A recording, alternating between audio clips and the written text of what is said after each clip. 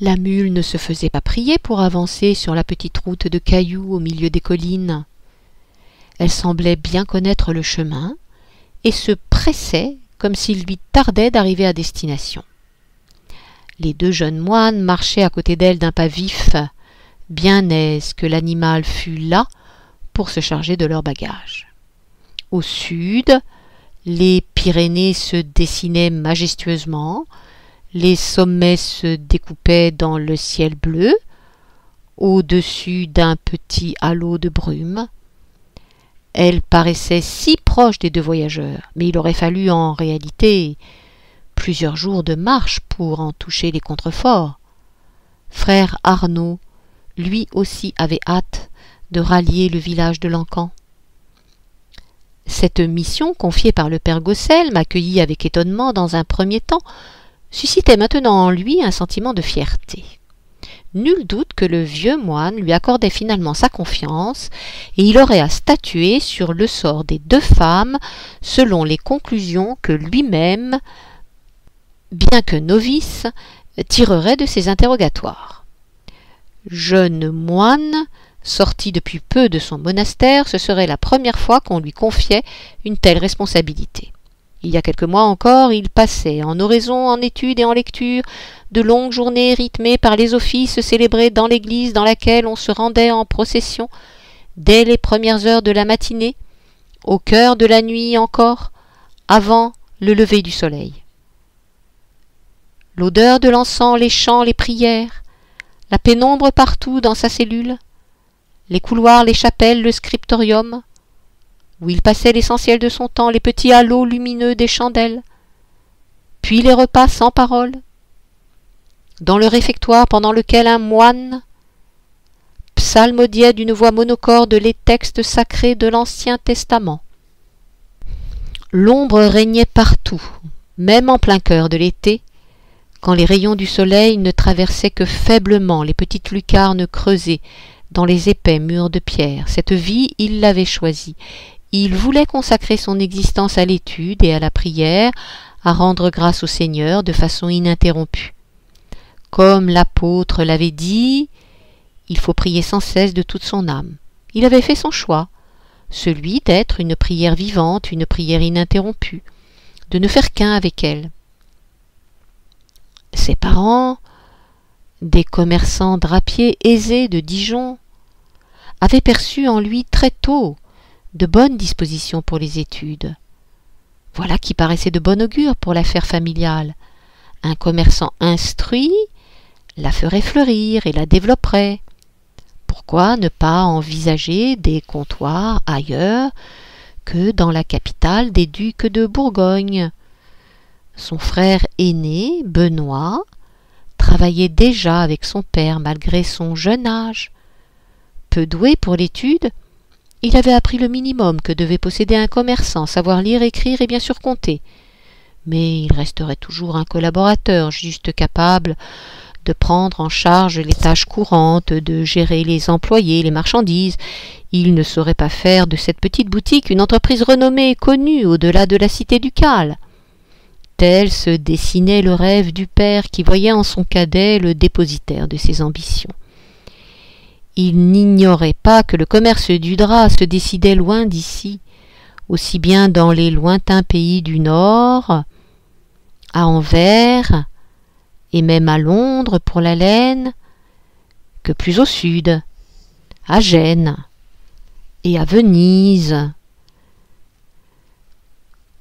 Pour grandir et prospérer, il fallait s'y faire connaître et nouer des alliances. Le jeune Arnaud avait une intelligence rare. Chez un très jeune enfant, il fallait nourrir sans arrêt ses appétits de savoir, mais le temps manquait à ses parents pour s'occuper de lui, le commerce dévorait leur temps, son éducation fut confiée à un prêtre de la paroisse qui lui apprit les premiers rudiments. Très vite, il jugea l'enfant très prometteur et proposa au père de lui intégrer l'école des chanoines, réservée en principe aux fils des nobles, des édiles ou des riches bourgeois, mais qui accueillait par charité des élèves plus modestes pour peu qu'ils soient doués. Cette charité avait ses fondements. Elle permettait surtout de repérer les élèves les plus intelligents. À ceux-là, aux plus brillants, il serait proposé de servir l'Église en devenant clerc. Elle avait besoin des esprits les plus fins, et ouvrait ses écoles à tous ceux qui offraient de belles promesses intellectuelles, fussent-ils enfants de serfs ou de journaliers. Âgé de 11 ans, Arnaud découvrit avec bonheur cet enseignement exigeant et se passionna d'emblée pour les nobles matières, comme la philosophie, le latin, le grec, la patristique, le trivium surtout, qui regroupait la grammaire, la rhétorique et la dialectique. Il réussissait tout aussi bien dans le quadrivium, arithmétique, géométrie, astronomie et musique. Ses résultats brillants suscitaient l'intérêt et la bienveillance de ses professeurs. La journée d'études terminée, son père l'attendait à la boutique et il passait encore quelques heures à travailler pour l'entreprise familiale en alignant inlassablement des chiffres sur de lourds rouleaux qu'il classait ensuite sur des étagères poussiéreuses. Seul son intérêt pour la poésie ne trouvait pas d'écho, car cette matière, jugée trop légère, n'était pas enseignée par les chanoines. Il devait se contenter du prêt de quelques livres lus le soir dans sa chambre à la lumière de sa chandelle, ou bien le dimanche, quand après avoir assisté à la messe le matin avec ses parents et son frère, le repas de midi englouti, il avait quartier libre. Il aimait alors partir se promener muni d'un livre, un banc de pierre en ville, une pierre ou un tronc d'arbre couché dans la campagne l'accueillait pour quelques heures de lecture en plein air si le beau temps s'invitait. Seul enfant de son quartier à aller à l'école, il n'avait pas de vrais amis. Ceux de son âge le jugeaient bien trop sérieux pour lui proposer de jouer avec eux, trop savant aussi probablement. Malgré sa jeunesse, il appartenait au monde des adultes désormais. Il impressionnait aussi les filles, qui se gardaient de le regarder droit dans les yeux ou de lui sourire, comme elle le faisait avec les autres garçons. Une seule s'y hasarda un jour, par défi ou par jeu. Il n'y pensa même pas un instant. Elle s'appelait Héloïse, il la connaissait peu et savait seulement que ses parents tenaient commerce dans le quartier. Il ignorait qu'elle aussi aimait la poésie. Peu autour d'elle goûtaient le même plaisir parmi les rares qui avaient appris à lire. Parfois, elle réussissait à réunir quelques amies, filles, et, sortant des feuillets de son vêtement, elle leur faisait la lecture, racontait une histoire ou déclamait quelques odes. L'exercice ne durait jamais bien longtemps et ses camarades, rapidement lassés, se levaient pour aller jouer avec les autres. Restant seule, Héloïse soupirait et reprenait seule le cours de son récit ou de sa poésie. Elle avait vite remarqué ce jeune garçon solitaire qui passait des heures le dimanche après-midi assis avec un livre. Le trouvait-elle beau? Non.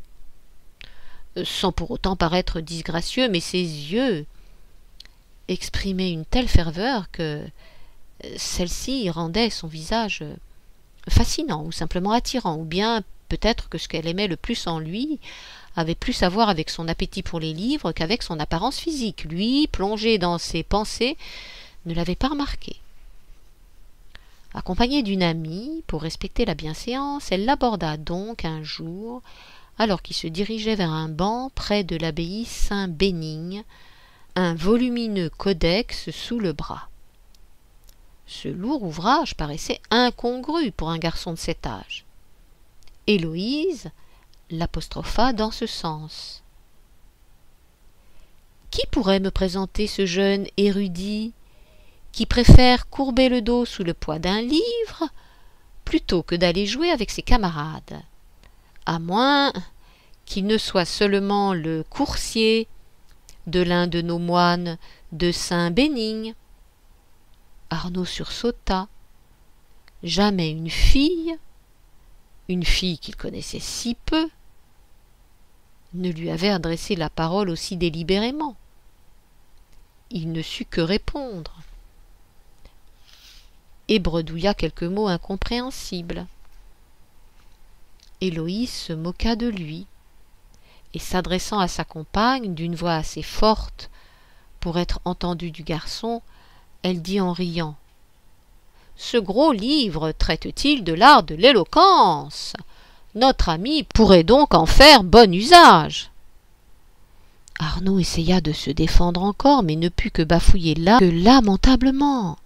Il se sentait bien ridicule aux yeux de ses deux filles. Il parvint enfin à se reprendre et annonça timidement: « Il s'agit de l'ouvrage du grand Pierre Abélard, intitulé Sic et Non. Il fut écolâtre et grand maître en matière de dialectique et de... » La jeune fille le coupa vivement. « Me crois-tu sotte au point de ne pas le connaître ? Penses-tu que les filles ne savent rien en matière de littérature et se contentent de broderies, de travaux ménagers ou de jeux niais ? Ce garçon ne vaut pas mieux que les autres. » « Non, bien sûr, je ne le pensais pas un seul instant, mais... » « Quelle femme ignore celui qui défendit leur cause et lutta pour qu'elle puisse s'instruire tout comme les garçons? Je ne suis pas ignorante, et je connais l'abbaye du Paraclet en Champagne, où les nonnes sont toutes des savantes. Pardonne-moi, mais je n'ai pas l'habitude de parler de cela avec ceux de mon âge, voilà tout. As-tu déjà lu certains de ces textes? » « Non, malheureusement, convint Héloïse. Où aurais-je pu les trouver? Tu as bien de la chance de disposer d'un exemplaire que tu puisses utiliser à ta guise. Comment l'as-tu obtenu? » « Un des chanoines me l'a prêté. J'étudie auprès d'eux. Il leur appartient bien sûr, et je ne fais que l'emprunter de temps en temps pour le lire. J'en prends bien soin, car il n'en existe pas beaucoup de copies. Je m'apprêtais à en faire la lecture sur ce banc. Veux-tu te joindre à moi pour que nous le lisions ensemble? D'accord, mais nous allons faire à mon idée. Je lirai à haute voix, et ensuite nous débattrons tous trois. Cela te convient-il? Sans attendre sa réponse, elle ajouta: « Installons-nous donc sur ce banc et hâtons-nous de commencer. » Étrange spectacle pour les passants que ces trois enfants lisant et menant la dispute comme des clercs au lieu de jouer. L'après-midi passa si vite que lorsque les cloches sonnèrent pour annoncer les vêpres, ils se regardèrent un peu ébahis. Déjà? Il fallait maintenant rentrer, car leurs parents allaient les réprimander pour leur retard et les harceler de questions. Arnaud ferma l'ouvrage comme à regret, en disant qu'il se faisait tard et qu'il devait le ramener au chanoine. Il sentait en lui une étrange et inhabituelle sensation de bien-être. Il souhaitait revoir ses deux filles et continuer les lectures comme il l'avait fait aujourd'hui, mais ne savait comment s'y prendre. Oserait-il le demander? Il n'en eut pas le temps. Sur un ton qui ressemblait presque à un ordre, Héloïse lui dit: « Si tu veux, retrouvons-nous dimanche prochain ici. Tu amèneras un livre. »« Oui, je le ferai. Tu as aimé celui-ci? »« Oui, il me plaît beaucoup. Maître Abélard aussi. Sais-tu pourquoi ?» Elle ne lui laissa pas le temps de répondre. Elle se mit à rire et partit en courant, puis, se retournant après quelques pas, elle lui cria joyeusement: « Parce que je m'appelle Héloïse, et quand je serai grande, je vivrai au Paraclet. » Les deux filles s'enfuirent en s'esclaffant, redevenant des enfants comme les autres. Arnaud resta un moment hébété, regardant ses nouvelles amies quitter la place puis disparaître dans une rue étroite. Il avait passé l'après-midi avec deux filles, presque des étrangères, devisant librement d'un ouvrage, et pas n'importe lequel, celui de Pierre Abélard, un ouvrage ardu que seuls les lettrés connaissaient. Eux, des enfants, l'avaient commenté pendant plusieurs heures, avec un mélange de sérieux, de respect, mais aussi de légèreté et d'insouciance. Oui, il avait hâte de les retrouver dans une semaine, en espérant qu'une averse ou un orage ne viennent pas contrarier leurs projets. Malheureusement, après 2 jours seulement, une catastrophe s'abattit subitement sur la ville. Une mystérieuse pestilence fit son apparition et entreprit de décimer la population. Nombreux furent ceux qui déclaraient une forte fièvre s'accompagnant de maux de tête ou de ventre et une très grande fatigue qui les obligeait à s'aliter. Les médecins reconnaissaient leur impuissance contre cette calamité, aussi mystérieuse que fulgurante, qui emportait les malades en 3 jours. Ni les saignées, ni les tisanes ou les fumigations n'arrivaient à seulement ralentir le mal.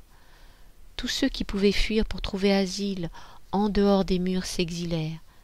Ceux qui restaient se cloîtrèrent dans leur maison pour se protéger du mal ou bien pour y trépasser. La ville entière paraissait morte, et seuls les convois funéraires empruntaient les rues désertées de tout passant. Toutes les échoppes avaient fermé, et la nourriture commençait à manquer au fur et à mesure que les réserves se vidaient.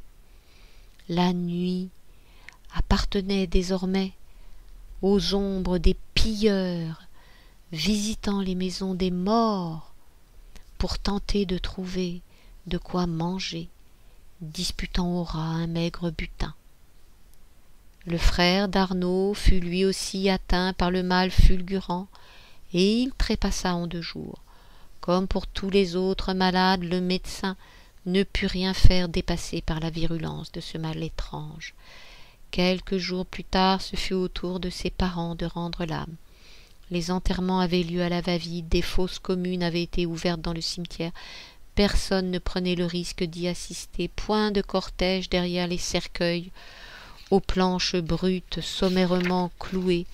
La cérémonie se limitait à la bénédiction hâtive d'un prêtre, débordé par l'ampleur de l'hécatombe, courant de maison en maison pour donner le dernier sacrement aux mourants quand il arrivait seulement à temps. La ville avait l'impression de vivre un mauvais rêve et se demandait d'où pouvait provenir cette malédiction. On accusa les Juifs, mais personne n'osa sortir pour se livrer à des représailles contre la petite communauté qui vivait jusque-là sans faire parler d'elle, entretenant de bons rapports avec les chrétiens. Les déicides, habituels boucs émissaires, furent épargnés par la colère de la population, mais pas par la pestilence, qui ne faisait pas de différence entre ceux qui fréquentaient les églises ou les synagogues, ceux qui consommaient du porc et ceux qui mangeaient cachère. Il n'y eut pas de sorcières à accuser, et les jours passèrent, jusqu'à ce que l'épidémie s'éteigne d'elle-même, et disparaisse aussi rapidement qu'elle avait surgi. La vie reprit alors son cours. À mesure que les gens réapparurent, les échoppes rouvrirent peu à peu, du moins celles dont les marchands avaient survécu. Nombreuses affichaient volets clos, comme celles des parents d'Arnaud. Orphelin et sans famille en ville, encore trop jeune pour envisager de gérer le commerce familial, le garçon n'avait plus personne vers qui se tourner. Comment faire désormais pour vivre? Avoir échappé à la pestilence ne lui épargnait pas une dure réalité. Il fit part de sa situation à l'un des chanoines, le père Odilon, qui supervisait avec bienveillance ses études. Le chapitre avait lui aussi été durement touché par l'épidémie, et ils avaient fort à faire. Il lui promit cependant de réfléchir à sa situation, et en attendant lui offrit de venir prendre ses repas parmi eux.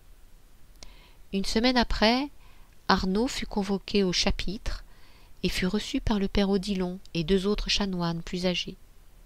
Son mentor prit la parole avec l'approbation des 2 anciens. « Cher Arnaud, nous te connaissons bien ici. Tu es appliqué, zélé et assidu, et nous mesurons bien ton intérêt pour l'étude. Tous ici, nous avons remarqué tes aptitudes, ta précocité, ton sérieux, et il serait fort préjudiciable que le malheur qui te touche ne t'oblige à arrêter ton instruction pour travailler afin de gagner ta vie. Malheureusement, notre chapitre aussi aura grand mal à se relever de cette épidémie.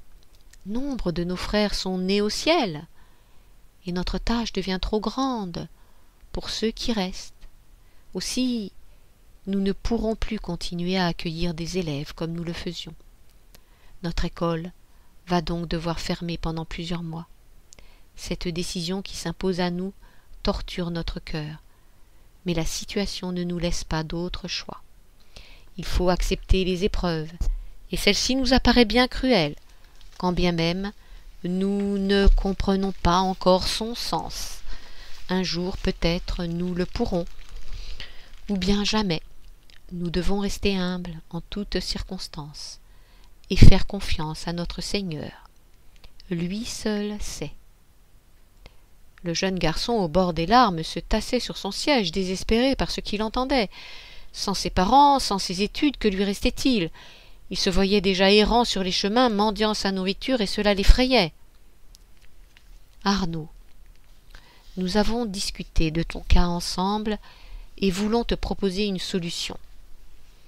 Nous te faisons maintenant une offre que, sans le malheur qui a frappé, nous t'aurions faite dans quelques mois et que nous aurions soumise à l'approbation de tes parents. Tu es intelligent et as appris auprès de nous le plus clair de ce que nous pouvions t'enseigner. Rester ici ne ferait que t'empêcher de progresser davantage alors que tu le mérites, alors que tu en es capable. Il y a plusieurs mois, nous avions pris contact à ton sujet avec le père Gauthier, le nouvel abbé de Cîteaux. Ces derniers jours, nous sommes revenus vers lui et lui avons expliqué ta détresse, le décès de ta famille, l'arrêt de tes études ici, personne pour subvenir à tes besoins. Dans sa grande bonté, il souhaite faire quelque chose pour toi. Cîteaux offre de t'accueillir pendant 2 ans avec un statut de novice. Tu vivras avec les frères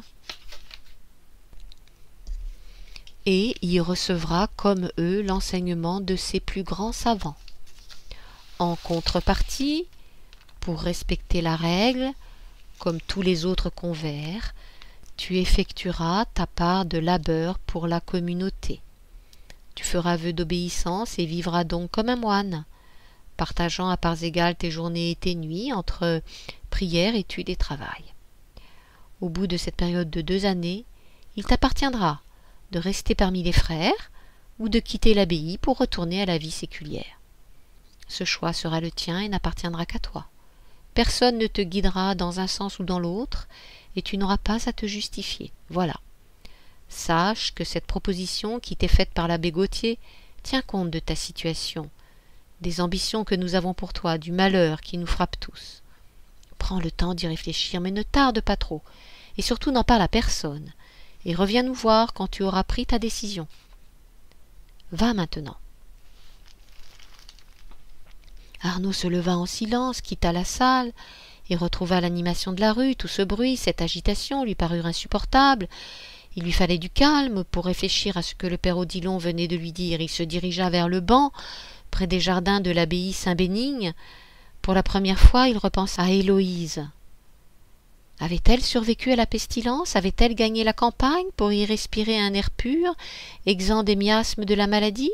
Le souvenir de cet après-midi joyeux lui revenait à l'esprit, belle image surgissant, comme pourrait le faire un rêve.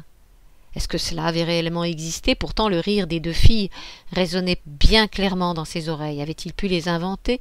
Il se rappela la dernière phrase d'Héloïse et resta songeur. Avait-il cru que cette jeune fille, une enfant encore, voulait assurément vivre au couvent du Paraclet, dans la règle voulue par le grand Abélard et sa femme Héloïse, afin de devenir une savante, une femme érudite? Ce rire espiègle et plein de vie le ramenait à la proposition qui venait de lui être faite.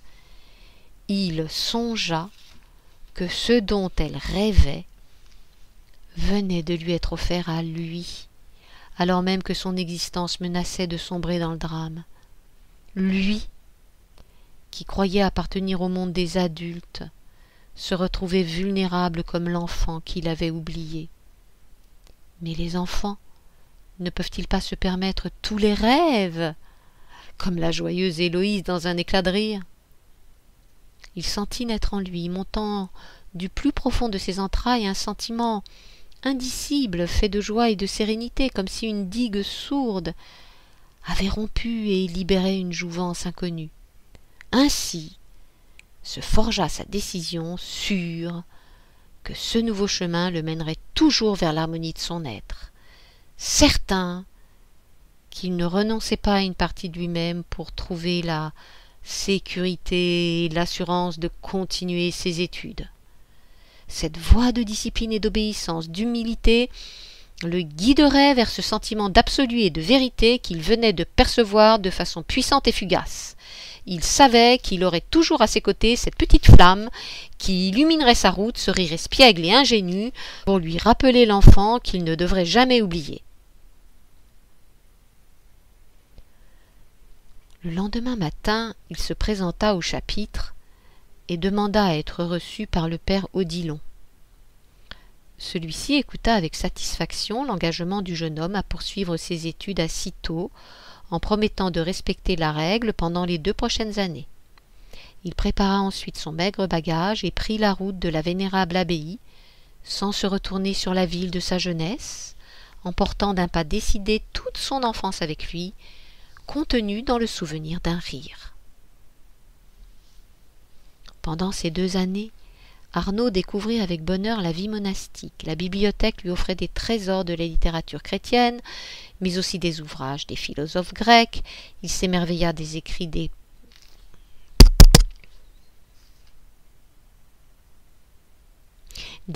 des pères cappadociens, ceux de Basile le Grand, de Basile de Césarée et Grégoire de Nazianze. Ces merveilleux théologiens posant les bases de la pensée chrétienne sur la philosophie néo-platonicienne des grands anciens tels Origène. Arnaud fut également fasciné par les auteurs orientaux, comme Maxime le Confesseur, Siméon le nouveau théologien, Jean Damascène le sulfureux, Nil l'ascète, et bien sûr les grands Antoine et Macaire de Céthée, les pères de tous les moines. Tout ce qu'il avait lu jusqu'ici, marqué par la raison et l'intellect, lui apparaissait maintenant quelque peu étroit et confiné. Une toute autre dimension naissait devant lui. La puissance de leurs pensées débordait tellement la rigidité de la scolastique qu'on lui avait inculquée pendant ses premières années d'études. Guidé par ces grands esprits, il découvrit la puissance divine dans le monde, l'accompagnant inlassablement jusque dans le moindre souffle de sa respiration. Il percevait parfois, telle une fulgurance, sa transcendance, comme son immanence. Dieu était partout, et Dieu l'aimait. Les mots devenaient enfin expérience. Le cœur rempli de joie et d'allégresse, il prononça ses vœux définitifs et devint ainsi et pour toujours le frère Arnaud, humble moine de Cîteaux, serviteur fidèle de cette église qui avait nourri de feu son âme. Le jour de la modeste cérémonie de réception parmi les moines, il entendit à nouveau résonner dans son oreille le petit rire espiègle d'Héloïse. Non, il n'avait rien oublié. Et il resterait ce même petit garçon bercé par ses rêves. Ce garçon qui, devenu grand, allait vivre à Cîteaux, le sourire aux lèvres. Il fit le serment de consacrer totalement sa vie à Dieu et à l'Église. Leur arrivée au village devait être annoncée, car plusieurs personnes les attendaient à l'entrée. Il y avait un prêtre, parmi eux, qui fit un pas en avant pour les accueillir et se présenta. Il dit qu'une chambre avec 2 lits avait été mise à leur disposition, ainsi que de quoi boire et se restaurer après la fatigue de la route. Dès qu'ils auraient récupéré, il serait lui-même à leur disposition pour que leur mission se déroule au mieux. Arnaud et son compagnon allaient devenir subitement le centre d'intérêt de tous les habitants et l'objet de toutes leurs craintes. Un émissaire du tribunal ecclésiastique ne se déplaçait pas sans une raison importante, même s'il arrivait à pied aux côtés d'une mule, accompagné d'un simple novice, sans une escorte de soldats. La présence d'un tel transport, bien que modeste, ne pouvait que susciter l'inquiétude. Peu importe qu'il s'agisse d'un tout jeune moine, sa robe noire et son air austère inspiraient la prudence et la crainte. Tout le monde avait appris l'arrestation d'un parfait dans le village, puis, dès le lendemain, celle des 2 vieilles, Alix et Myriam, figures respectées par chacun. Le tribunal avait mis son nez ici, et il ne lâcherait pas les habitants qui pouvaient tous être considérés comme suspects, voire complices. Ainsi procédaient maintenant les juges inquisiteurs. Ces 2-là pouvaient être l'avant-garde d'une troupe plus nombreuse, les prémices de situations pénibles pour tous. Arnaud avait bien conscience de ce qu'il représentait aux yeux de ces villageois, et de la nécessité de contrôler toute la procédure, telle que le père Gosselme et lui l'avaient décidé. Il devrait rapidement inventer l'attitude juste qui lui permettrait d'affirmer son autorité et de parvenir à ses fins sans laisser sa mission se diluer dans les lenteurs. les atermoiements, les jeux de pouvoir, le respect des petits égaux locaux. En premier lieu, il faudrait rappeler tout de suite à ce prêtre qu'il n'était là que pour lui faciliter la tâche et qu'il devrait lui obéir en tout point, quand bien même il se sentirait un peu vexé d'avoir à s'incliner devant un tout jeune moine, surtout à la vue de ses fidèles. Arnaud trancha immédiatement. « Cher père, je te remercie de t'être préoccupé de notre accueil, mais nous n'avons pas à nous soucier de notre confort, seulement de mener à bien et au plus tôt l'enquête qui nous amène ici. La maison Selve n'est-elle pas libre ?» Regardant dans les yeux ses interlocuteurs qui restaient muets, il reprit. « J'ai cru savoir que cette noble maison se révélait fort accueillante pour y recevoir assez souvent des visiteurs de passage, n'est-ce pas? Le pourrait-elle également pour les deux humbles moines que nous sommes? » Sans attendre de réponse, il poursuivit, se forçant à paraître aussi abrupt que possible. Les rôles se distribuaient maintenant, et l'autorité devait lui revenir et à lui seul. Son jeune âge ne devait pas se retourner contre lui, face à ce vieux prêtre, et les quelques édiles au visage ridé par le temps. Il ne devait pas avoir l'habitude d'obéir à un jeune inconnu, fût-il moine. Dans ce cas, mon père, et si personne n'y voit aucune objection, mon compagnon et moi allons de ce pas nous y installer. Nous ne serons pas longs pour déposer notre bagage, car le travail n'attend pas aussi. Nous t'y espérons dans moins d'une heure, pour faire le point sur la situation extrêmement inquiétante de ce village. Il insista sur ces derniers mots, afin d'accentuer son emprise, et pour leur rappeler si nécessaire qu'ils avaient laissé commettre chez eux des actes hautement répréhensibles et que, le cas échéant, il pourrait leur en être tenu rigueur. Il fallait que tous se sentent vulnérables pour que le pouvoir d'Arnaud fût indiscutable et qu'on lui laissât ainsi les coups des franches, malgré son jeune âge. « Je donne les ordres pour qu'il soit amené tout de suite le nécessaire, et je serai à votre disposition quand vous le souhaiterez. » Une fois le vieux prêtre parti, Arnaud se détendit et s'adressa à Jérôme, son compagnon. « Il est bien trop obséquieux, méfions-nous de lui. Je n'aime pas du tout sa façon de nous offrir ses services. Veillons à ce qu'il ne nous détourne pas insidieusement de ce qui nous intéresse, et laissons-le croire pour le moment ce qui l'arrange. Ainsi, c'est nous qui pourrons émousser sa vigilance et abaisser sa garde. » Jérôme s'approcha d'Arnaud et lui glissa discrètement à l'oreille. « Frère, j'ai dû me pincer pour m'assurer qu'il s'agissait bien de toi, qui donnait si sèchement ses ordres à notre aîné. Chut, la partie est loin d'être gagnée, et il va falloir tenir bon. » Arnaud réfréna un petit rire et reprit. « Je ne pouvais pas me pincer pour y croire, mais sache que j'ai eu un petit peu de mal à me dire que c'était bien moi ce moine revêche. À cette heure, tout le village doit savoir que le légat du tribunal n'est pas quelqu'un de facile, tant mieux, puisque nous le voulions ainsi. Il sera toujours temps de paraître plus aimable, si notre enquête prend bonne tournure, et si tous coopèrent. » Une complicité unissait les deux jeunes moines, bien qu'issus de milieux bien différents, puisque Jérôme n'avait pas connu le parcours studieux de son compagnon. Ses parents appartenaient à une noblesse pauvre de la région de Troyes. Comme l'usage le voulait, l'aîné héritait des biens et du titre. Le cadet n'avait alors d'autre choix que la carrière militaire, en se plaçant au service d'un chevalier, ou bien d'entrer dans les ordres. Trop frêle physiquement et peu porté sur les arts de la guerre, il se décida pour la soutane. Son origine modeste et son manque d'instruction le destinaient à une position mineure chargée de tâches obscures, et il ne pourrait jamais prétendre à se hisser dans la hiérarchie régulière. Alors qu'il pensait passer sa vie dans son humble abbaye, Il avait accueilli avec joie cette affectation dans une petite ville du sud du pays, région dont il ignorait tout jusqu'à l'existence même, tant son horizon se limitait à la clôture monastique. Conscient de son insignifiance, il se gardait bien de faire entendre le son de sa voix et obéissait sans broncher à tous les ordres reçus, s'acquittant avec jovialité des corvées les plus pénibles. Il se trouvait bien mieux là que dans sa Champagne natale et entendait bien en profiter sans se faire remarquer.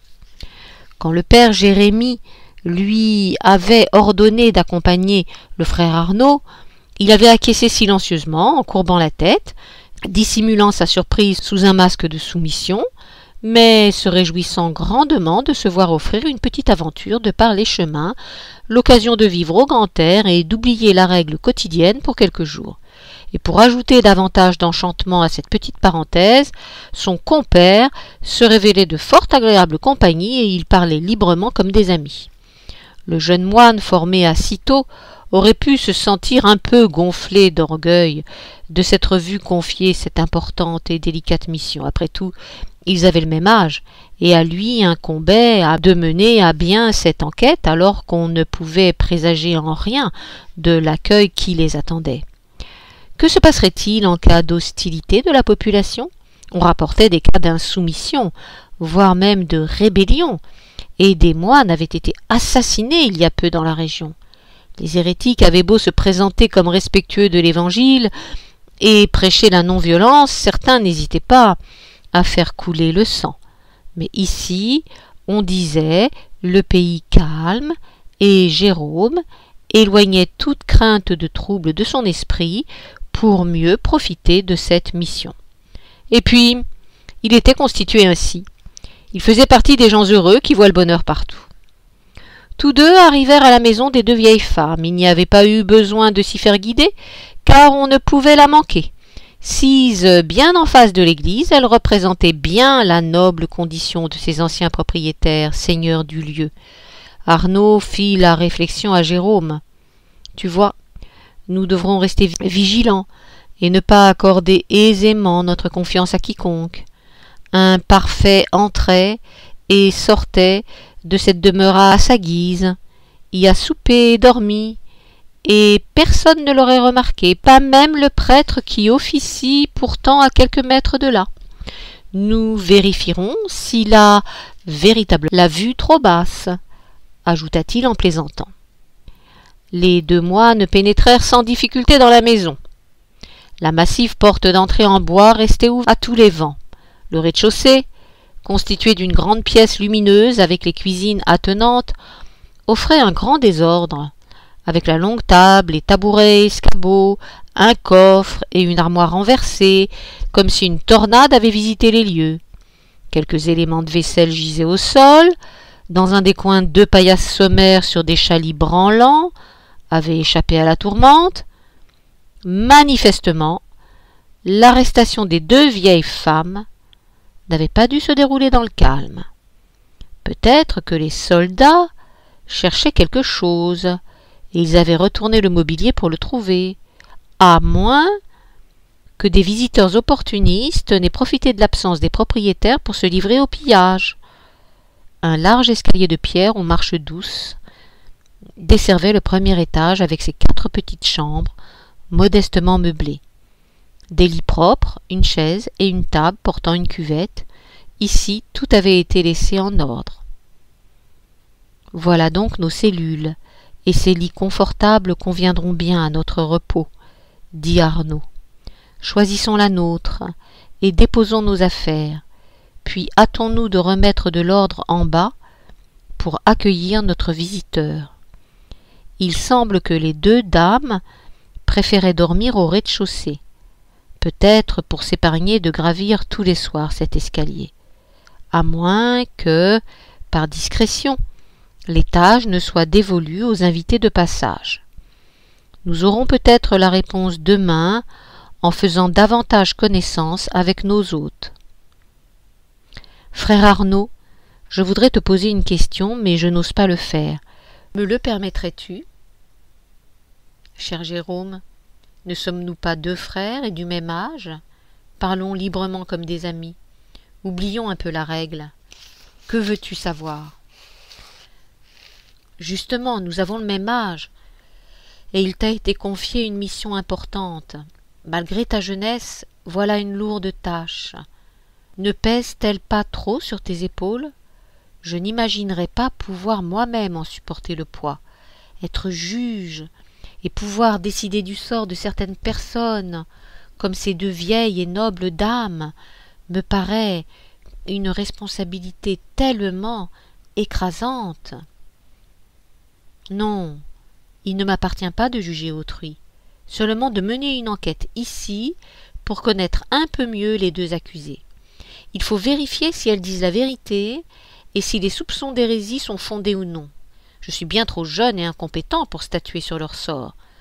La décision reviendra au père Gosselm. Mais tu fais bien partie du tribunal ecclésiastique. Seulement comme assistant. Je n'ai pas de compétences en droit et me limiterai à donner mon avis, ainsi que peut le faire frère Jérémie. Un jour peut-être seras-tu juge à ton tour. Je n'ai pas prononcé mes vœux pour cela, mais si l'Église le veut, je l'accepterai. Et si tu devais condamner un accusé, le ferais-tu? Je ne suis et ne serai toujours qu'un humble moine. Mon opinion personnelle, mes états d'âme n'importent pas. Comment pourrais-je décider en fonction de moi, et non selon les faits, et selon mon devoir? Il faudrait que je m'estime supérieur, que mon avis soit plus considérable que celui des grands docteurs, pour déroger en m'attribuant ce pouvoir. Qui serais-je pour me mettre en avant? La règle s'impose à l'individu. J'ai fait vœu d'obéissance, alors mon devoir passe avant moi, quel qu'en soit le prix. Si c'est de la souffrance, je l'offrirai au Seigneur, et je prierai pour qu'il me console. Si je dois prononcer une condamnation, je le ferai. Dis-moi encore, ces deux femmes, les détestes-tu? Tu penses que je pourrais ne pas les aimer si elles se révélaient hérétiques? Oui, c'est cela. Voilà une question qui ne se pose pas. Ne sommes-nous pas tous deux des chrétiens? Et le Seigneur ne nous commande-t-il pas d'aimer notre prochain? Ne dit-il pas de prendre grand soin des brebis égarées? Tu connais la parabole du fils prodigue, accueilli par son père, qui fête son retour. Mais si père Gosselm doit les condamner, il leur appartiendra de se repentir de leurs fautes, et l'Église les accueillera comme la brebis qui rejoint le troupeau, ou comme le fils prodigue la maison familiale. Il ne s'agit pas d'ennemis, mais d'amis, de sœurs, qu'il faut absolument sauver de l'enfer. Elles peuvent persévérer dans leur erreur et finir leur vie en prison, ou mourir sur un bûcher. Je sais, je ne le souhaite pas, mais si elles faisaient ce choix, je pleurerais leur décision. Fasse le ciel que cela n'arrive pas. Descendons.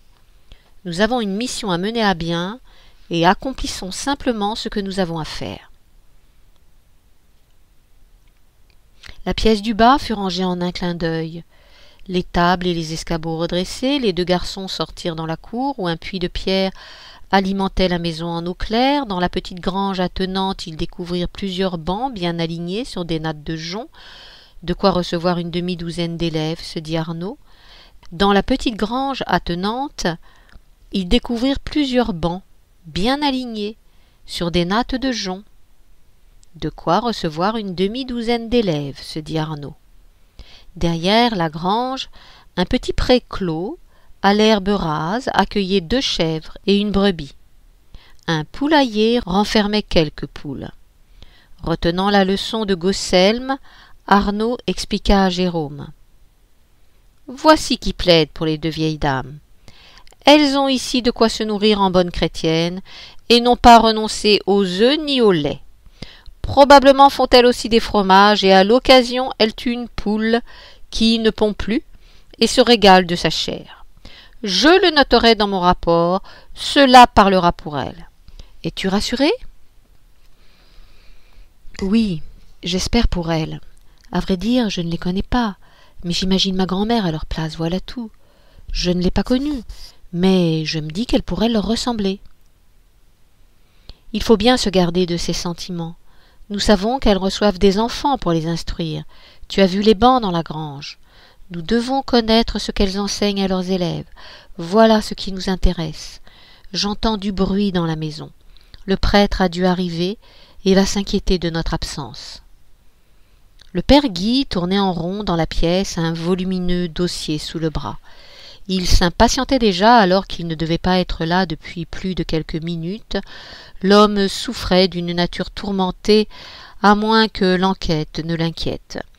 Il accueillit Arnaud avec soulagement.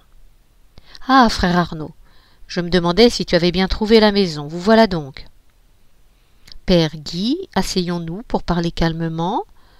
Nous avons trouvé cet endroit bien en désordre. Que s'est-il passé ? » « Eh bien, les soldats venus chercher dame Alix et dame Meriem ont fait un peu de zèle, semble-t-il. »« Se sont-elles défendues, ces deux vieilles dames ? J'en serais surpris. »« Non, pas le moins du monde. Les hommes paraissaient pressés et... Cela me paraît bien inutile, je le noterai. » Arnaud s'assit à la grande table et invita les autres à le faire. « Qu'est-ce donc que tu as sous le bras, père ? » ?»« Tu vas voir. J'ai bien travaillé. Et selon la procédure nouvelle requise par l'évêché. Sur ces feuillets, tu trouveras la présentation et les déclarations de tous les habitants du village. Je vais lire, mais auparavant, as-tu remarqué quelque chose, ou bien as-tu des doutes? Peux-tu me signaler des suspects? Non, le village est calme et indemne d'hérésie. Je suis prêt à répondre de mes paroissiens. Je les connais bien. Bien. Donc... Bernard Puy n'a pas de complice ici, selon toi, n'est-ce pas? Il ne laissa pas au prêtre le temps de répondre et reprit. Je vais lire ces feuillets et faire connaissance avec les fidèles de ta paroisse. Demain, quand prime aura sonné, je t'attendrai ici. Veille à ce qu'à partir de maintenant, personne ne s'absente du village avant tierce.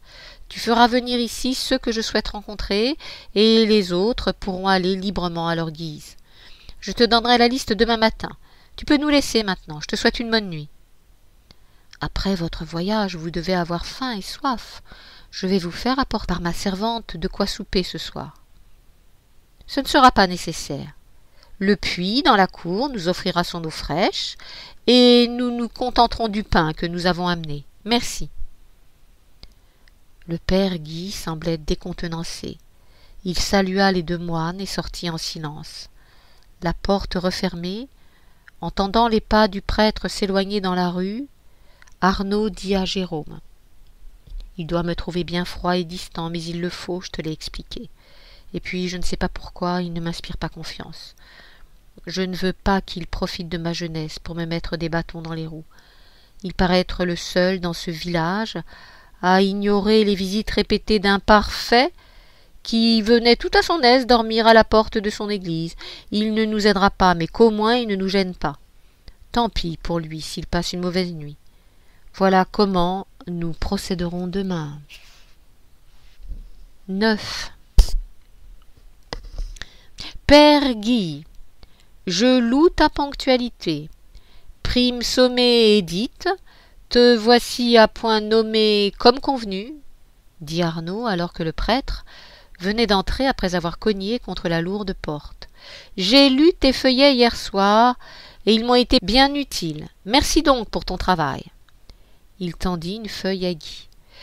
Voici la liste de tous ceux que je convoque ici ce matin. Veille, je te prie, à ce qu'ils soient là avant tierce.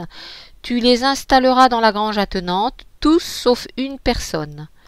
Tu diras à Guillemette Vial de se présenter auparavant ici même. Je souhaite lui poser quelques questions avant l'interrogatoire des villageois requis. Guillemette, ma servante? Tu souhaites la questionner? Oui, tu m'as bien entendu, préviens-la. Mais il s'agit de ma servante. As-tu des soupçons contre elle? Elle me sert avec fidélité et dévouement depuis tant d'années. Je la connais comme s'il s'agissait de ma propre sœur. Et je me porte garant d'elle. Je le sais, Père Guy. Il s'agit de ta servante. Et je souhaite aussi lui parler, vois-tu? Comme les autres, elle habite ce village. Fais-la venir, comme je te l'ai demandé, ne sois pas si inquiet. Pourquoi le serais-tu? Ensuite, tu laisseras les autres vaquer librement à leurs occupations, je n'aurai pas besoin d'eux. et toi aussi tu pourras disposer. » Le père paraissait désemparé, et l'appréhension transparaissait sur son visage. Il hésitait à demander des explications, mais Arnaud, silencieux, ne semblait pas disposé à lui en donner. Il allait se résoudre finalement à sortir, et lisait machinalement les noms écrits par le jeune moine. Il sursauta et s'exclama: « Ce sont des enfants! Tu as inscrit le nom des 6 enfants du village! Tu as dû mal lire mon dossier. » « Cher père Guy, reprit Arnaud, la liste est bien celle des personnes que je désire voir tout à l'heure, et je n'ai pas fait d'erreur. S'il te plaît, si tu n'as rien d'autre à me demander, tu peux aller prévenir les parents de ces enfants. Ils pourront les accompagner jusqu'ici, mais ne devront pas pénétrer dans la grange, tu y veilleras. Merci de nous laisser maintenant, car nous avons affaire. » Le père, hébété et suffocant de surprise, incapable d'exprimer son indignation, sortit brusquement. La procédure lui échappait totalement, et ce jeune moine avait une attitude bien inquiétante. Quelle surprise lui réservait-il? Des enfants! Il voulait interroger des enfants, sa propre servante également. Cela signifiait, à l'évidence, une défiance à son endroit. N'était-il pas le curé de ce village, quand même? Qu'allaient donc en penser les villageois? Et puis, qu'allait bien pouvoir lui dire Guillemette, sa fidèle domestique? Non, non, il y avait anguille sous roche. Arnaud, malgré son âge, se révélait comme un interlocuteur insaisissable et dangereux. Menait-il seul l'enquête, ou bien le père Gosselme tirait-il discrètement les ficelles depuis son repère? Il avait toujours considéré ce moine avec beaucoup de suspicion, un étranger, qui ne connaissait rien à ce pays et à qui on avait donné un trop grand pouvoir. On ne pouvait décidément pas accorder sa confiance à ses frères mendiants qui osaient remettre en question les usages séculaires, mais le pape ne les protégerait pas indéfiniment. Oui, l'ordre finirait bien par revenir. Il partit en ruminant sa peur et sa colère. « Voilà, fit Jérôme, tu viens de te faire définitivement un adversaire. »« Non, il a peur et se calmera ensuite. Du reste, nous ne demeurerons pas ici assez longtemps pour qu'il puisse nous faire du tort. Monter la population contre nous s'avérerait trop risqué pour lui. Il sait qu'il doit nous obéir, quitte à avaler des couleuvres. Il doit faire semblant de nous soutenir devant les villageois, sinon il se discréditerait. Je crois l'homme assez intelligent pour le savoir, tu verras. Il se montrera bien plus conciliant tout à l'heure. » Quand Guillemette se présenta, ils avaient juste terminé de préparer la grange pour recevoir les enfants. Les bancs avaient été alignés, les nattes balayées, comme si les 2 vieilles femmes allaient venir pour accueillir les élèves. Arnaud salua la servante et l'invita à s'asseoir. Elle ne semblait pas le moins du monde inquiète et affichait un calme bien différent de l'état de nervosité de Guy. Savait-elle pourquoi on l'avait convoquée? Non. Le père Guy m'a dit que vous souhaitiez me voir pour me poser quelques questions. Vous êtes venu pour cela et allez interroger d'autres villageois, n'est-ce pas? Tu connais l'objet de notre mission? Je pense que vous venez dans le cadre du procès de Bernard Puy, qui a été arrêté ici même, dans cette maison, ces jours derniers. Tu le connaissais? Je veux dire, tu l'avais rencontré? Avais-tu assisté à des réunions en compagnie d'autres villageois? Non, jamais. Ça ne m'intéresse pas. Pour tout vous dire, ces hérétiques ne me plaisent pas. Bernard Puy, comme les autres.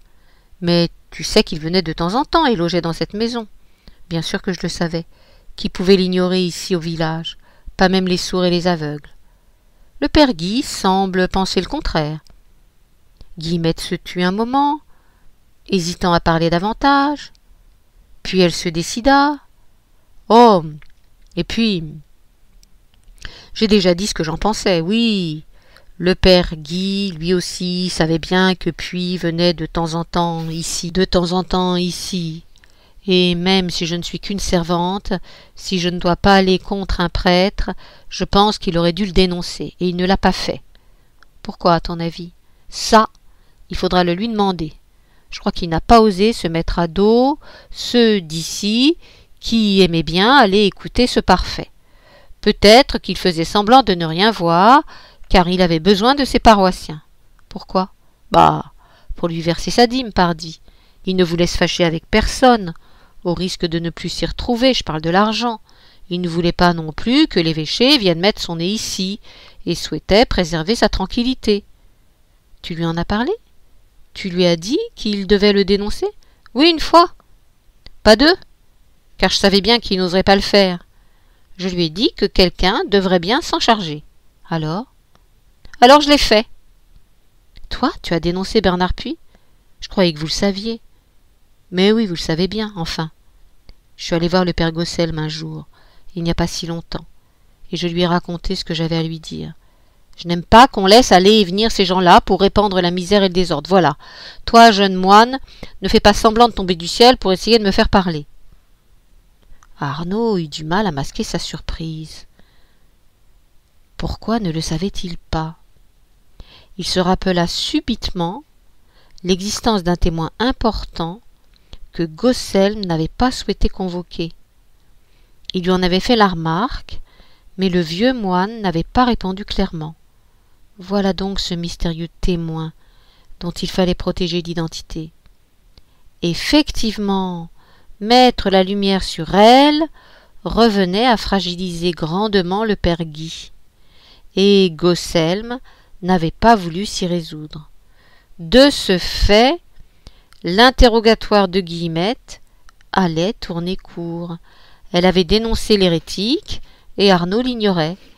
Il fallait sortir de là sans révéler son ignorance. Parlons donc d'autre chose, et alors feignons d'être au courant. Bien sûr, Guillemette, je voulais simplement m'assurer de tes bonnes dispositions. Nous allons poser des questions aux enfants du village, certains du moins. Tu sais que dame Meriem et dame Alix en recevaient ici. Bien sûr. Ici, il n'y a pas d'école du reste. Les paysans n'ont pas besoin d'être des savants pour remuer la terre ou s'occuper des bêtes. Mais il en venait plusieurs, n'est-ce pas?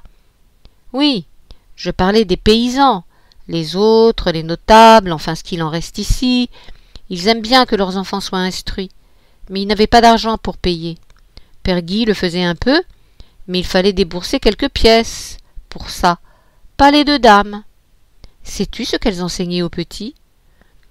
Pour ceux qui en avaient la capacité, elles leur apprenaient à lire et à écrire, et puis un peu d'arithmétique, car elles disaient qu'il faut savoir compter dans la vie, de la poésie aussi, on les entendait chanter depuis la rue, et même depuis l'église de l'autre côté de la place, les vieilles chansons du pays qui parlent de l'ancien temps, ce que nous aussi on avait appris jadis. Aux filles, elles apprenaient aussi la couture et la broderie.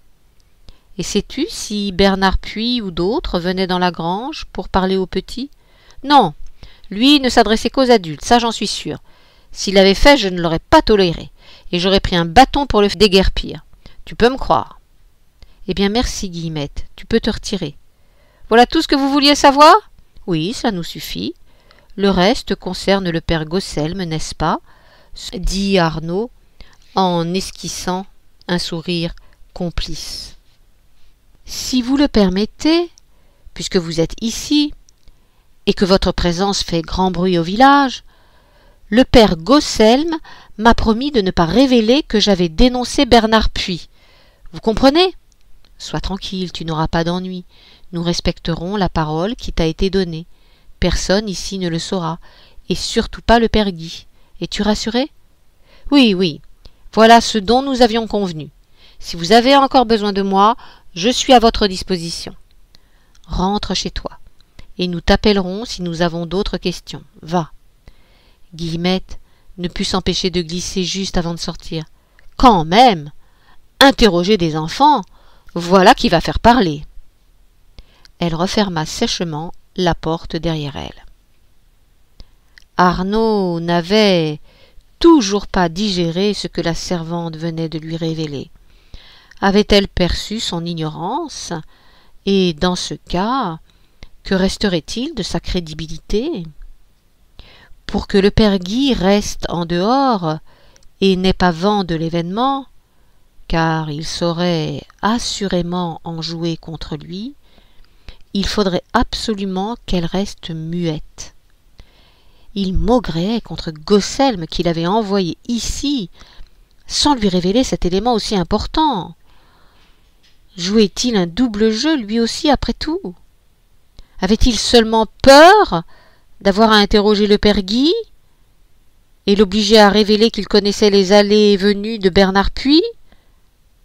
Bien évidemment, l'implication, même par omission du curé du village, ferait grand bruit.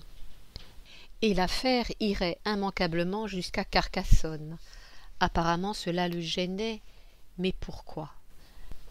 Dès son retour, il aurait une conversation avec lui. Avec le respect et l'obéissance dus à son supérieur, une clarification s'avérait nécessaire. Gosselme ne pourrait pas s'échapper et devrait s'expliquer, se livrer un peu plus. Un brouhaha émanait de la rue. Les enfants arrivaient et se dirigeaient gaiement vers la grange, une demi-douzaine, 4 filles et 2 garçons, âgés de 8 à 12 ans.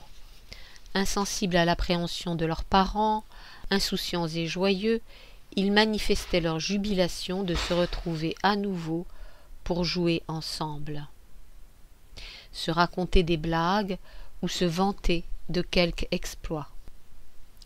Savaient-ils que ce matin, les 2 vieilles dames ne leur apprendraient pas de chansons, ne leur raconteraient pas d'histoire, ne leur donneraient pas la leçon pour enseigner les lettres et les chiffres?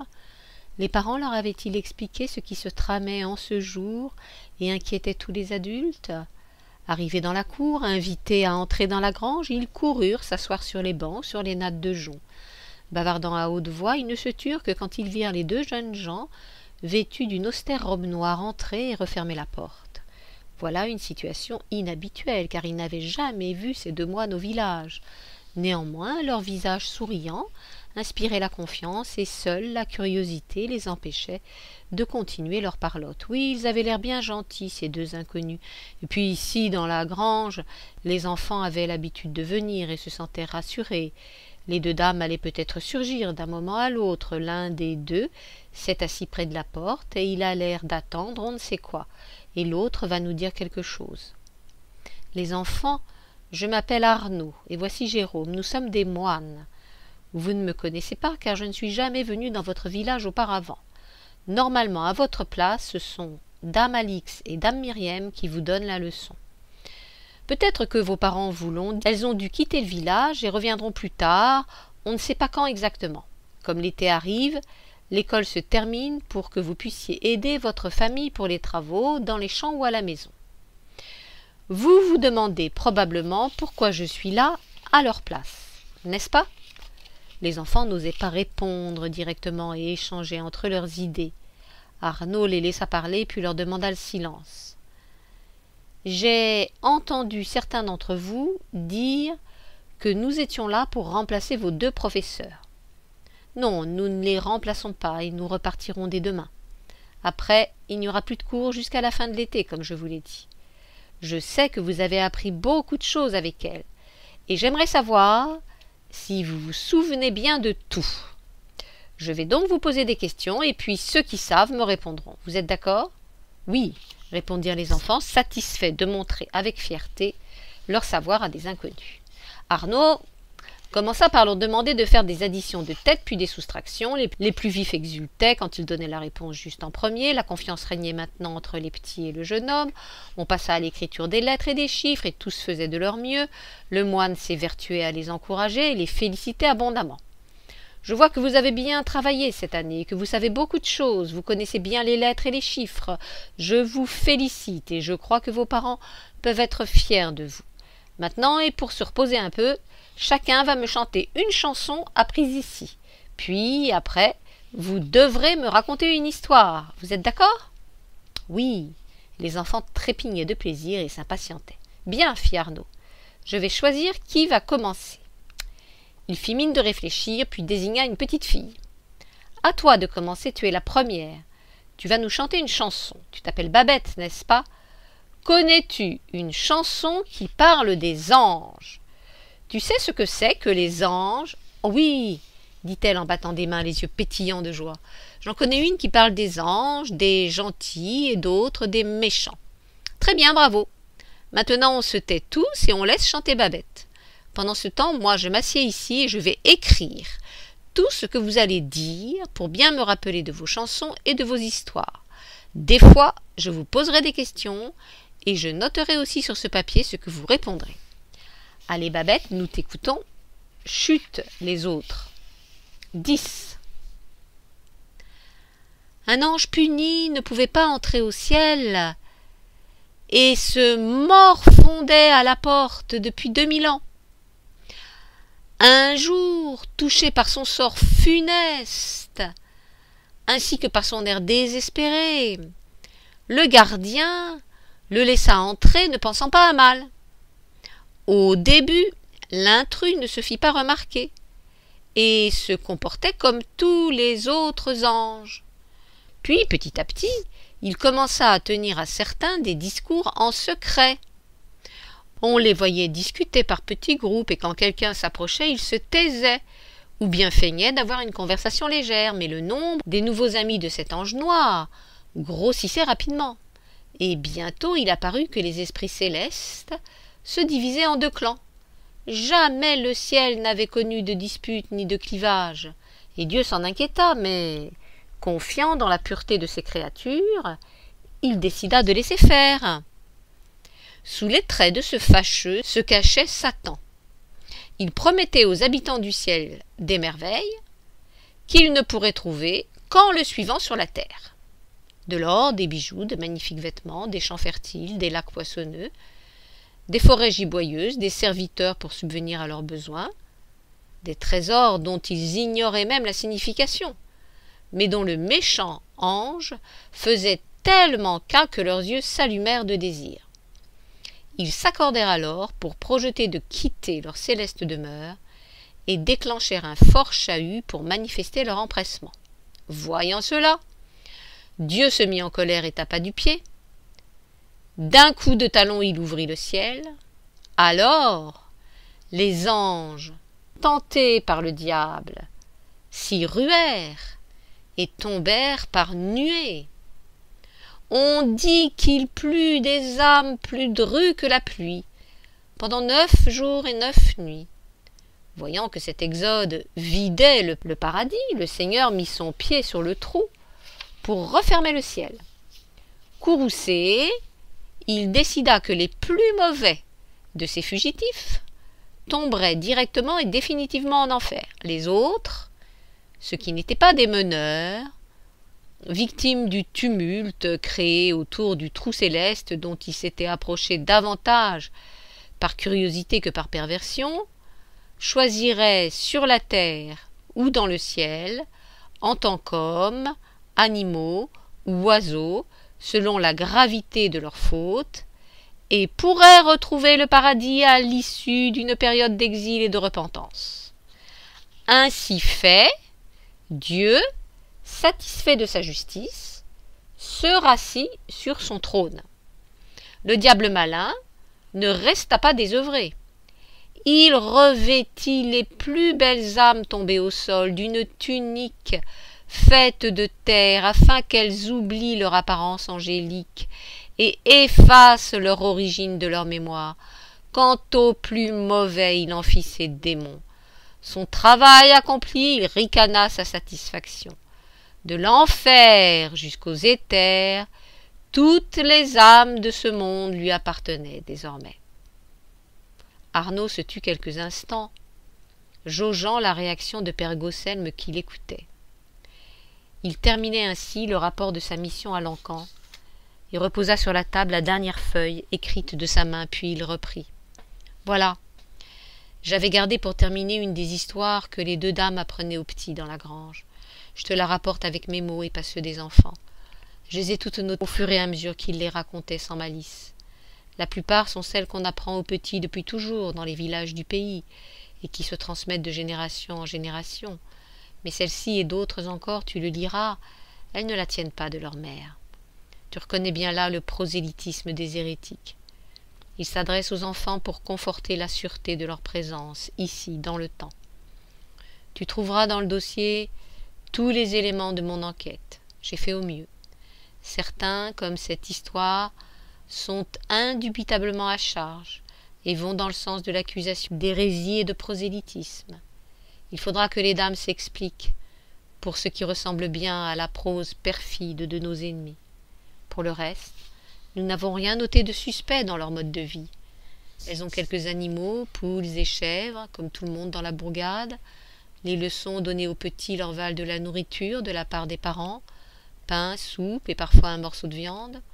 Pour le lait et les œufs, elles ont ce qu'il faut avec les bêtes. Elles font probablement un peu de fromage, mais je n'en ai pas vu car leur maison avait été visitée avant notre passage et toute la nourriture dérobée. J'ai signalé dans le rapport l'état dans lequel nous avons trouvé la demeure, tous en dessus-dessous au rez-de-chaussée. Il sera bon de rappeler à l'ordre les soldats qui se sont laissés aller à cette violence. Oui, tu as raison. L'attitude violente de soldats mandatés par nous ne fait que nous desservir aux yeux de la population. Si c'est le cas, je veillerai à ce qu'on les punisse, n'aie crainte, à moins que le fugitif ne se soit défendu au moment de son arrestation. Et la chambre de puits, y avez-vous trouvé quelque chose? Non. Les 3 chambres de l'étage semblaient inhabitées, et nous n'avons décelé aucun effet personnel permettant de penser que Puits avait pu s'y installer. Il n'avait pas eu le temps de déballer ses affaires, même pas un livre quand on l'a pris.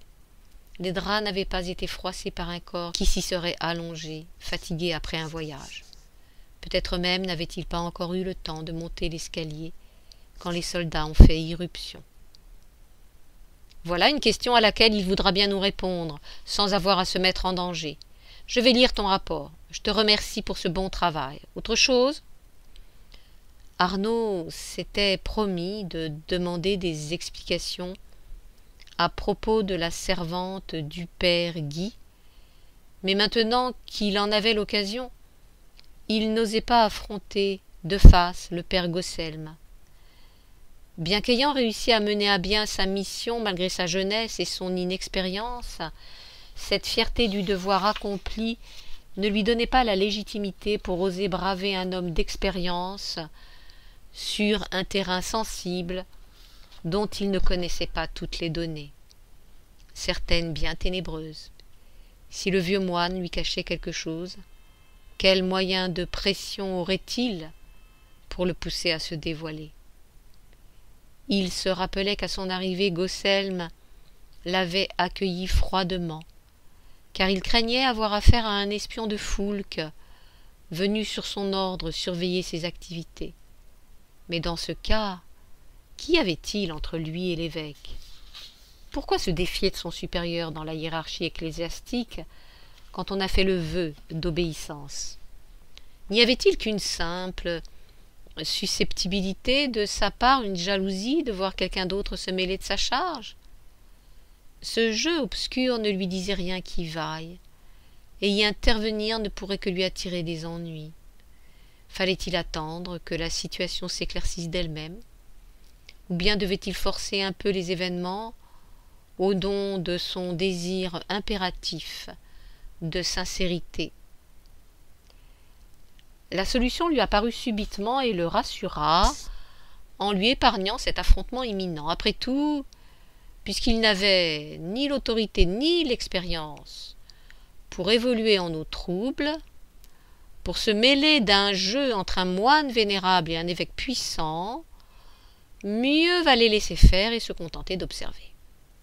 Le procès allait suivre son cours et Gosselm aurait obligatoirement à se prononcer sur l'attitude des 2 nobles dames. Sa décision apporterait probablement des éléments pour éclaircir la situation et d'ici là, il continuerait à lui accorder sa confiance. « Je te sens soucieux, Arnaud. Y a-t-il autre chose qui te tracasse dans cette affaire? » « Non, un peu de lassitude seulement. J'avoue après coup avoir un peu regretté de t'avoir confié si rapidement cette mission. Après tout, tu ne connais pas les gens d'ici et on les sait parfois ombrageux. Pardonne-moi cette inconséquence de ma part. Toi, tu as pris à cœur ce ministère et tu l'as mené à bien avec beaucoup de maîtrise et d'assurance. Je t'en félicite. Tu as bien mérité un peu de repos. Non, cela ne sera pas nécessaire. Demain, il n'y paraîtra plus. Merci, père. Arnaud s'éloigna après s'être incliné avec respect. Il éprouvait une sensation assez curieuse. Gosselm avait voulu s'excuser de lui avoir confié cette mission. Regrettait-il véritablement le risque qu'il lui faisait prendre par son inexpérience, ou se reprochait-il de ne pas lui avoir révélé l'identité du dénonciateur? Ou bien cette impression concernait autre chose? Le vieux moine se montrait bien plus soucieux qu'il ne le paraissait avant son départ. Qu'avait-il bien pu se passer pendant ces 3 jours d'absence? Y avait-il du nouveau au sujet de Bernard Puy? Le soir, sous couvert d'une discussion amicale et légère avec frère Jérémie pour lui raconter certains détails de sa mission à l'Ancan, il tenta d'en savoir plus sur l'avancement du procès, sur des éléments nouveaux. Il se hasarda même à évoquer d'éventuels tracas rencontrés par Gosselm et qui expliqueraient pourquoi il l'avait trouvé préoccupé à son retour. Peine perdue. Jérémie le tranquillisa et lui certifia ne rien avoir noté de particulier pendant son absence. Les témoins n'avaient plus été interrogés depuis et le père passait ses journées à écrire des notes dans sa cellule. Un tel procès avait un caractère inhabituel ici et demandait un gros travail de réflexion et de rédaction. Il y passait le plus clair de son temps afin que la justice soit rendue de façon irréprochable. Il en allait de la destinée de plusieurs personnes, et les conclusions auraient de lourdes conséquences, quelles qu'elles soient. Des peines trop lourdes mineraient sa conscience et hanteraient un peu plus ses nuits. Des peines trop légères susciteraient l'étonnement et la suspicion au sein de la hiérarchie, qui pourrait alors se saisir du dossier et reprendre la main. On savait de quelle rage et de quelle dureté elle pouvait parfois faire montre à l'encontre de simples suspects. La justice humaine s'avérait une tâche bien harassante, pour peu qu'elle soit rendue dans le respect des enseignements du Christ, dans l'amour de l'autre, ce prochain, ce frère, qui a pu fauter. Voyant qu'il ne pourrait rien tirer de lui, Arnaud salua Jérémie et lui souhaita bonne nuit. Il s'en remettrait à la prière une fois de plus, pour apaiser son âme agitée. La nuit n'étant pas encore tombée, il se proposa d'aller marcher un peu dans la bourgade. Pris dans ses pensées, il allait au hasard et finit par s'égarer dans les ruelles sombres. Comment allait-il maintenant rentrer avant que le frère portier ne referme le lourd ventail de leur logis pour la nuit? Devrait-il taper à une porte inconnue pour demander son chemin? Il se couvrirait de ridicule et préféra persévérer. Il finirait bien par reconnaître une maison. Peut-être apercevrait-il le clocher au hasard d'une rue plus large. Ses pensées, partagées entre l'inquiétude et le risible de la situation, il tomba face à une pauvre façade délabrée. Il la connaissait et savait enfin où il se trouvait. Soulagé, il comprit qu'il ne lui faudrait que quelques instants pour regagner l'ancien couvent. Soudain, une silhouette sombre sortit de cette vieille maison. L'homme, la tête basse, se hâtait de couvrir son chef de sa capuche, comme s'il ne voulait pas être reconnu. « Père Gosselm, je me trouvais perdu ici quand j'ai reconnu ce lieu. Mais que fais-tu ici ?» Le moine sursauta et ne put réprimer son trouble et son agacement d'avoir été surpris. « Ah, c'est toi, Arnaud. Eh bien, j'avais une paroissienne à visiter, simplement. »« Tu sembles fâché de me voir. Je ne suis ici que par hasard. Je ne connais pas bien le village. Et perdu dans mes pensées, je me suis retrouvé ici sans le vouloir. Je crois que j'aurais eu grand-peine à retrouver seul mon chemin, si par chance je n'avais pas reconnu cette maison. »« Tu connais donc cette maison ?» Gosselm eut du mal à réprimer une moue inquiète, mais Arnaud ne remarqua rien. « Oui, on dit que dans la cour vit une femme que certains prennent pour une sorcière. Elle fabrique des philtres avec des herbes qu'elle part cueillir dans les collines pendant les nuits de pleine lune. Je vois que tu n'as pas tardé à faire tiens les ragots que l'on colporte ici. D'autres, moins bavards et moins mal intentionnés, viennent chercher chez elle des remèdes contre les fièvres ou les maux de ventre. Eh bien, la voilà donc plus guérisseuse que sorcière alors. Arnaud hésita un peu, ses yeux s'embuèrent légèrement, et il reprit d'une voix colorée par des accents de tristesse. Dans mon village, on allait voir aussi une vieille femme qui savait lever le mal bien mieux que les médecins, les barbiers ou les apothicaires. Il n'empêche, quoi donc? Elle a péri sur un bûcher, quand on l'a accusée de sorcellerie. Ceux-là même qui la remerciaient d'avoir sauvé un de leurs enfants d'une mauvaise fièvre lui ont jeté des pierres alors que les flammes léchaient son corps. Oui, les hommes sont ainsi. On accorde sa confiance à l'individu, mais on ne se méfie pas assez de la foule. Allons, rentrons. Il se fait bien tard. Sur sa couche, Arnaud se tournait et se retournait sans trouver le sommeil. Il repensait à cette rencontre inattendue. Que venait faire le père Gosselm dans cette maison alors que la nuit tombait? Avait-il véritablement visité une paroissienne, ou bien plutôt cette guérisseuse que l'on disait sorcière? Dissimulait-il quelque chose? Il n'aimait pas que celui qui prenait l'image de son maître soit ainsi fragilisé. Le moine avait pourtant bien sursauté en le voyant, comme s'il ne voulait pas être vu ici. Non, il ne pouvait pas être vulnérable, et devait rester un exemple. Comment pourrait-il mentir? Il avait bien rendu visite à une fidèle, comme le faisait tout prêtre. Et même s'il n'était pas chargé de ce sacerdoce paroissial, les moines eux aussi soulageaient les âmes en détresse, et recevaient ou visitaient des fidèles. Et puis, s'il s'agissait bien d'une guérisseuse, où se trouvait le mal? Qui la désignait comme une sorcière, et pourquoi? Il fallait oublier les ragots.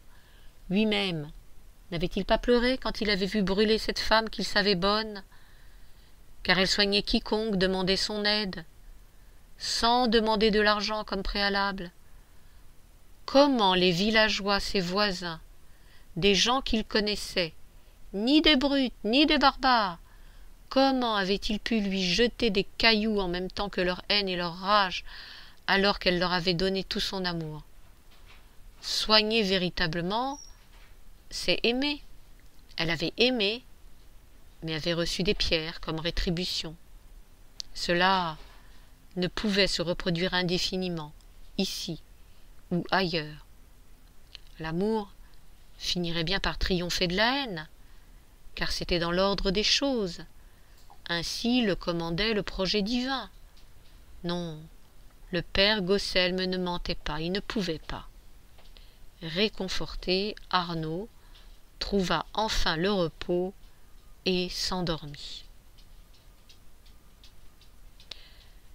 Gosselm ne trouvait pas le sommeil. La prière n'avait pas calmé son inquiétude. Il serrait dans la main une fiole de verre sombre et épais. Il s'en voulait d'avoir été surpris par le jeune moine alors qu'il sortait de la maison de Lorette. Il avait entendu les ragots qui circulaient à son encontre. Parmi les villageois, certains la considéraient comme une sorcière, et nul doute qu'un jour elle pourrait en payer le prix si un mauvais sort s'abattait sur la bourgade. Elle ne s'en préoccupait nullement, affairée qu'elle était à préparer des remèdes pour tous ceux qui venaient la solliciter, surtout le soir, pour ne pas être vue en sa compagnie. La femme avait reçu le vieux moine sans s'étonner le moins du monde. Elle n'avait pas posé de questions sur la destination de cette potion qu'il lui avait demandé de préparer. À quoi bon? Mieux valait ne pas se mêler des affaires des autres. Et puis, il ne s'agissait pas d'un poison, bien au contraire. La commande n'avait néanmoins rien d'habituel. Elle avait dû s'absenter le soir même, afin de se procurer les herbes et autres ingrédients composant ce philtre. Encore une fois, ceux qui l'avaient vu quitter les murs en pleine nuit pour gagner la campagne pourraient médire d'elle à l'occasion. Ne sont-ce pas les sorcières qui sortent lorsque la pleine lune éclaire les champs de sa lumière argentée? Se rendait-elle au sabbat? Troublé de voir Arnaud en ces lieux, il avait menti en disant qu'il venait de visiter une paroissienne. À l'évidence, il ne pouvait pas lui révéler l'objet de sa présence. Personne ne devait savoir, pas même Jérémie. Peut-être celui-ci se douterait-il de quelque chose après coup. S'il posait des questions, il lui avouerait, car il avait toute confiance en lui. Même, il comprendrait mieux sa décision à venir. Face à Arnaud, ce jeune homme qu'il ne connaissait que trop peu, sa seule réponse avait été le mensonge, pour se protéger. Mais mentir ne pouvait être la solution.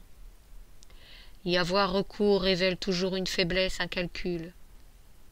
Mais la situation actuelle ne le fragilisait-elle pas? Il se sentait acculé. Quoi qu'il décide, le danger pouvait surgir. Faudrait-il un jour solder totalement les erreurs du passé pour connaître l'apaisement? Mais à quel prix? À quoi sert de prier quand le cœur ne peut trouver le repos? Il avait appris cela de ses pères. Ne t'approche pas de l'autel, détourne-toi de la sainte communion, avant d'avoir fait la paix avec ton frère. Ce frère, ce n'était pas l'autre, mais bien lui-même. Bernard Puy venait de faire affleurer un passé qui le hantait. Il avait voulu se persuader qu'il avait réussi à s'en libérer, qu'il avait tout oublié, et que peut-être cela n'avait-il pas été autre chose qu'un mauvais rêve. Pendant toutes ces années, il avait réussi à ne pas voir la réalité, au point de devenir tel un aveugle. Mais voilà, demain, il devrait rouvrir les yeux et commencer à livrer ce combat jusqu'ici repoussé. Demain, il allait prendre une décision, car ce procès ne devait surtout pas s'éterniser. Le marché proposé, il l'avait accepté. Il ne s'agissait pas du sort de ces deux vieilles femmes, car jamais il ne les aurait reléguées aux murs étroits, jamais il n'aurait toléré que leur soit appliquée la question, quand bien même le rapport d'Arnaud les ferait condamner par tous les juges ecclésiastiques, ici ou ailleurs. Ce marché, il l'aurait accepté, quelle que soit la contrepartie proposée, avant même de la connaître. Il ferait son affaire du jeune moine et minimiserait au mieux la responsabilité des deux accusés. Elle profiterait de l'ombre créée par la personnalité des deux hérétiques, de Bernard Puy surtout, et de Tarbouriec, un simple comparse. Tous les regards se tourneraient vers le parfait, et oublieraient de se poser sur les vieilles femmes. Foulques ne devait rien trouver à redire de son jugement pour ne pas faire appel, et s'occuper personnellement d'un nouveau procès. Il ne voulait pas que l'évêque ne regarde trop vers lui, surtout pas maintenant, avec ce que Puy lui avait offert. Il ne savait pas tout ce que contenait ce coffre. Il ignorait la teneur de tous ces documents. Quel danger il représentait véritablement? Et surtout, qu'allait-il en faire? Avant d'en décider, pour pouvoir en prendre connaissance, il faudrait qu'il puisse s'absenter sans éveiller de soupçons, sans qu'on lui pose de questions embarrassantes. Devrait-il à nouveau mentir pour se protéger, signifiant par ce mensonge qu'il cheminait dans une mauvaise direction? Mais d'abord, le procès devait s'achever. Le tumulte devait laisser place au calme qui le rendrait moins visible, libre d'aller et venir, loin du regard d'aigle de Foulques. Concernant Tarbouriec, il espérait que ce couard reconnaisse sa faute et demande son pardon. La punition serait plus légère et conforme aux attentes. Mais il n'y avait aucune chance que Bernard Puy fasse de même. Jamais il n'accepterait de se renier. Jamais il ne voudrait parler et il protégerait ses frères. Il faudra donc tout faire pour le contraindre à avouer. Ainsi le voulait la procédure. Demain verrait une journée violente. Gaucelme serra la fiole dans sa main. Il se leva et quitta sa cellule. Les pieds nus pour ne pas faire de bruit, il se dirigea vers le sous-sol, vers les cachots, avançant lentement. Le couvent dormait à 7 heures. Il sursauta. Un bruit de porte se refermant tout doucement lui fit tourner la tête vers les chambres des moines. Quelqu'un l'avait vu passer. Frère Jérémie? Il n'aurait rien à redouter. S'il s'agissait de frère Arnaud, il courrait un risque. Tant pis. Il ne pouvait pas temporiser davantage. Il convenait d'agir avant demain matin, avant la réouverture du procès. Il trouverait un moyen pour que la présence du jeune moine ne devienne pas une menace. 2 flambeaux accrochés au mur éclairaient le couloir qui donnait accès au cachot. Gaucelme sortit une grosse clé de sa manche et la glissa dans la serrure. Le loquet céda sans grincement. Il ouvrit doucement la lourde porte basse et rentra à l'intérieur. Le prisonnier ne dormait pas, il leva la tête vers le visiteur discret. « Toi, que me veux-tu à cette heure tardive ?» Gaucelme lui fit signe de se taire. 11. Assis sur le banc en compagnie de tous les autres accusés, Bernard Puy avait les bras et les jambes entravés. Une courte chaîne fixée à un anneau scellé dans le sol lui permettait seulement de se lever. 2 soldats se tenaient dans son dos, l'épée au côté. Aujourd'hui, Gaucelme devait rendre son jugement et il espérait qu'aucun trouble ne viendrait rendre cette journée encore plus pénible. Aussi avait-il préféré s'assurer du principal accusé en empêchant toute possibilité de rébellion ou d'acte désespéré de sa part. Il pensait avoir fait le nécessaire, mais 2 précautions valent mieux qu'une, et de toute façon, avec ces chaînes, les apparences seraient sauves. Des soldats protégeaient les entrées de la ville, une demi-douzaine se tenait en faction dans la rue pour prévenir toute intrusion, d'autres sécurisaient la porte de la salle. Au fond, les 2 sinistres silhouettes des bourreaux s'affairaient silencieusement. Ils avaient enfilé une capuche qui masquait leur visage. Aujourd'hui, si tout se déroulait selon le plan prévu, ils n'auraient plus à faire usage de leurs sinistres instruments. L'application de la question à Bernard Puy avait soulevé le cœur du vieux moine. Ces ruffians n'avaient-ils pas été dépêchés par l'évêché pour cela? Gaucelme détourna le regard avec dégoût. Avant-hier, le suspect avait résisté au premier tourment sans broncher, apparaissant insensible à la douleur et déclenchant la rage des 2 exécuteurs, incrédule devant le stoïcisme et la résistance de l'hérétique. Gaucelme avait dû modérer leurs ardeurs brutales pour qu'ils restent en vie. Frère Jérémie reposa le lourd registre. Conformément au droit, et pour respecter la lourde et pointilleuse procédure de la justice ecclésiastique,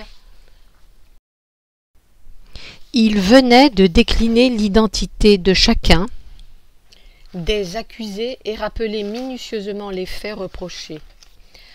Plusieurs heures avaient été nécessaires pour satisfaire à l'usage. Dame Alix et Dame Myriam paraissaient absentes et somnolaient d'ennui. Guy Tarbouriec, rongé par l'angoisse, trépignait sur son banc. Puis ne semblait pas écouter, gardant la tête haute, mais ses pensées volaient probablement ailleurs, loin de ce tribunal qu'il réprouvait, loin de ce monde d'exil qu'il honnissait et qu'il s'apprêtait à quitter. Avait-il réellement achevé ce cycle de purification, et son esprit retrouverait-il enfin la liberté? 2 jours avant, il avait souffert dans sa chair, sans rien avouer, sans un cri. Avait-il déjà oublié? Seule la pâleur de son visage le trahissait. Sa détermination et sa ténacité avaient eu raison de l'épreuve, mais son corps douloureux en gardait les stigmates. Les autres accusés observaient les 3 juges d'un regard vide. Avaient-ils bien compris la raison et la signification de leur présence ici? Gosselme soupira discrètement et prit la parole. La justice devait maintenant être rendue et les peines prononcées. Les 2 greffiers guettaient son visage et se tenaient prêts à inscrire les conclusions dans le registre, puis ils les recopieraient pour les envoyer à l'évêché. Eux aussi avaient beaucoup travaillé et aspiraient au repos. Il était temps que ce procès prenne fin, mais cela dépendrait des peines retenues et de l'attitude des condamnés. S'ils reconnaissaient leur faute et demandaient pardon, l'affaire était close. S'ils réfutaient leur condamnation, rejetaient leur peine, refusaient de demander pardon, repoussaient l'offre de revenir dans la véritable Église, il faudrait les envoyer à Carcassonne pour les remettre aux bras séculiers. Cela n'aurait pas lieu ici. Tous pensaient naturellement au plus illustre des accusés, le seul personnage véritablement important, le parfait Bernard Puy, Gosselme, comme les autres, mais bien plus encore. Au nom du Seigneur, Amen. À la connaissance de notre Saint-Père et Seigneur, Monseigneur Honorius III, pape par la providence de Dieu, est venu le mauvais bruit public que certaines personnes tendaient, par leurs paroles et par leurs actes, à conspirer contre la Sainte Église. Nous, par délégation de l'évêché de Carcassonne, et sous l'autorité de Monseigneur Clarin, avons eu à juger de la véracité ou de la fausseté des faits, à nous rapportés. Aujourd'hui, après enquêtes et interrogatoires des suspects et témoins, nous allons prononcer les sentences requises pour que justice soit rendue. Jean Salvaire, Pire Hydrac, Joseph Miquel. Les 3 hommes se levèrent d'un trait à l'appel de leur nom par le vieux juge. Le tribunal a entendu les questions évoquées contre vous par le bayle de Lancan. Nous avons écouté votre parole et, après enquête à votre sujet, décidons qu'aucune suspicion d'hérésie ne pouvait être retenue contre vous. Nous sommes enclins à vous laver de toute faute commise contre l'Église. Toutefois, considérant que ces reproches pouvaient néanmoins trouver un fondement dans la mollesse de votre assiduité aux offices et messes dominicales au point d'inquiéter le père Guy, vous ne serez définitivement libéré de toutes les accusations qu'après une période de mise à l'épreuve qui permettra de témoigner de votre sincérité devant tous. Pendant 1 année, vous devrez assister chaque jour à un office et viendrez recevoir la Sainte Communion tous les dimanches de la main du curé de votre paroisse. Une copie de notre décision lui sera adressée et il veillera à ce qu'elle soit respectée. À défaut, une peine d'emprisonnement sera prononcée contre vous. Gosselme s'adressa à un novice. Jérôme, renvoie ces hommes chez eux. Auparavant, tu leur expliqueras le sens du jugement prononcé.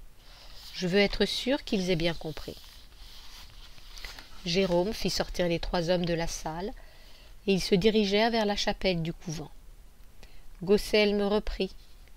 Dame Myriam Selve, Dame Alix de Roumieux, je vous prie de vous lever, s'il vous plaît. Les 2 vieilles se levèrent lentement, la plus âgée s'appuyant sur sa canne pour rester la plus droite possible et ne pas perdre l'équilibre, soutenue par sa sœur. Noble dame, les mêmes charges sont retenues contre vous 2. De plus, vous avez hébergé un hérétique notoire, l'avez écouté, et contrairement à la loi, vous ne l'avez pas dénoncé. Il vous est également reproché d'être des prosélytes, en véhiculant la parole de la fausse religion auprès de jeunes enfants, dont les parents vous ont confié l'éducation. Ces accusations sont graves et vous devez en répondre. Nous avons mené une enquête sur vos agissements, notamment pour vérifier les enseignements transmis aux enfants. Après vous avoir interrogé à plusieurs reprises, il ne nous apparaît pas que vous ayez consciemment fait acte de prosélytisme, mais nous retenons que vous avez agi avec une bien trop grande légèreté. Le tribunal estime néanmoins votre faute grave. La charge se voulait rude. Gosselm observa discrètement puis, celui-ci ne réagit pas. Il pouvait penser que le juge avait rejeté le marché et que les femmes se verraient condamnées. Puis, il regarda Arnaud. Celui-ci semblait confiant. À l'évidence, le jeune homme ne pouvait pas concevoir autre chose qu'une peine exemplaire, à la hauteur de l'importance des forfaits. Il reprit, gardant un ton ferme et assuré. « Noble dame, reconnaissez-vous vos méfaits? Reconnaissez-vous avoir aidé un hérétique notoire, contribué à la propagation de la fausse religion en l'hébergeant, en l'écoutant, en ne le dénonçant pas? Reconnaissez-vous avoir enseigné le mal à des enfants dont vous aviez la responsabilité de l'éducation ?» Les deux vieilles femmes se regardèrent longuement, puis Alix, la plus jeune, s'adressa à Gosselm. Son ton n'avait plus la légèreté ni l'insouciance du premier interrogatoire. Depuis, toutes deux avaient mesuré la gravité de la situation et les menaces pesant sur elles. Ce qu'elles avaient pris comme un jeu n'avait rien d'enfantin, mais réveillait de sombres démons tout autour d'elles. « Père, je parle en mon nom et en celui de ma sœur bien fatiguée. Tu nous demandes de reconnaître avoir fauté. Nous le reconnaissons, non pas véritablement par malignité, mais peut-être un peu par légèreté, ou même par ignorance. Comme nous l'avions dit pour des femmes comme nous, comment discerner le mal du bien, l'erreur de la vérité, puisque cela ne nous a pas été enseigné? Nous avons laissé parler notre cœur en recevant ce voyageur, oui, nous l'avons écouté, c'est vrai. Je ne vais pas vous mentir en disant que nous n'approuvions pas son discours. Personne ne nous a forcés à l'entendre. Certaines de ses paroles nous semblaient belles, d'autres pas. Souvent, elles nous paraissaient incompréhensibles. Nous ne sommes que de pauvres femmes sans éducation, comme pour la plupart d'entre nous. Si vous nous dites que nous avons fauté, eh bien nous l'acceptons. Si vous nous demandez de faire amende honorable pour obtenir le pardon de l'Église, eh bien oui, nous acceptons de le faire. Voyez-vous, il ne s'agit pas de nous préserver, de chercher à éviter une punition, une condamnation, non, à notre âge. Combien de temps nous reste-t-il avant de rejoindre nos époux et nos enfants? Pas bien longtemps, non. Nous avons toujours vécu simplement, même du temps de nos époux quand ils étaient des seigneurs. Nous avons toujours souhaité que la paix, la bonne entente règnent autour de nous. Ce que vous appelez l'amour, la fraternité, cela compte pour nous. Alors nous ne voulons pas être considérés comme des rebelles, comme des fauteuses de troubles, non. Nous demandons le pardon, conscientes de nos erreurs, et pour que dans cette époque bouleversée qui n'est plus tout à fait la nôtre, la quiétude et la réconciliation triomphent de la violence et du désordre. Gosselm fut ébranlé par ce discours de sincérité, par l'émotion suscitée par cette vieille femme. Heureusement, cela faciliterait grandement sa tâche et allait dans le sens espéré. Aurait-il pu suivre son plan si toutes deux l'avaient défié? Il continua rassuré. Lors de vos interrogatoires, vous avez affirmé ne pas être converti à la fausse religion et appartenir toujours à la véritable Église. Le maintenez-vous? Oui, nous le maintenons, sans tromperie ni malignité, mais parce que nous pensons qu'il s'agit de la vérité. Nous avons écouté un ministre hérétique, nous ne le nions pas, mais Rome demeure notre seule Église, celle de nos pères et des pères de nos pères. Le rôle de l'Église n'est pas de condamner, mais d'absoudre, d'accueillir. Non pas de bannir, mais de réconforter. Non pas de punir, mais d'élever. non pas d'abaisser. Elle ne peut toutefois accorder le pardon que si le cœur qui le demande est pur, s'il reconnaît avec honnêteté, sincérité sa faute, s'il fait vœu d'amendement et manifeste son désir de retrouver la pureté de la foi. Père, c'est notre vœu et c'est notre désir. Dans ce cas, l'Église entend votre parole, et après avoir sondé votre cœur, souhaite vous accueillir de nouveau en son sein. Moi, Gaucelm, je vous accorde en son nom le pardon. Toutefois, la plénitude de cette décision vous sera accordée après une période de réclusion que vous accepterez comme un temps de rédemption, afin que toute la communauté des fidèles mesure la faute que vous avez commise et les efforts que vous effectuerez pour mériter le pardon.